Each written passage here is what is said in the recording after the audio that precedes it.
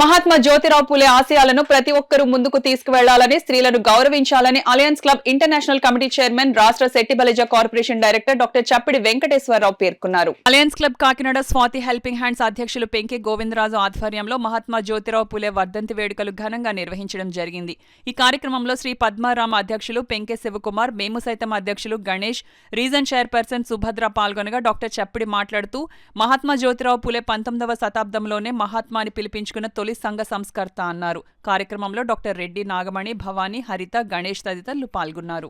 వ్యవస్థ నిర్మూలన చేయాలని ఈ రెండు జయంగా చేసుకుని, అలాగే ఆడవాళ్ళు చదువుకోవాలని చెప్పేసి ఆ సంవత్సరంలోనే 19వ శతాబ్దంలోనే ఆయన ఎంతో కృషి చేశారు. ఈయన మహారాష్ట్రలో జన్మించడం, అలాగే ఈ 1890లో ఆయన ఈ నవంబర్ 28వ తారీఖున మరణించడం కూడా జరిగింది.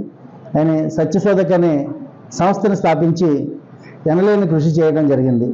అలాగే వారు సావిత్రిబాయి పూలేని 9 సంవత్సరాల వయసులోనే వివాహం చేసుకుని ఆమెకు విద్యాబుద్ధులు నేర్పించి ఆమెను కూడా ఉత్తమ మహిళా ఉపాధ్యాయునిగా తీర్చిదిద్ది మహిళా లోకానికి ఎంతో మేలు చేసిన వారు అయ్యారు.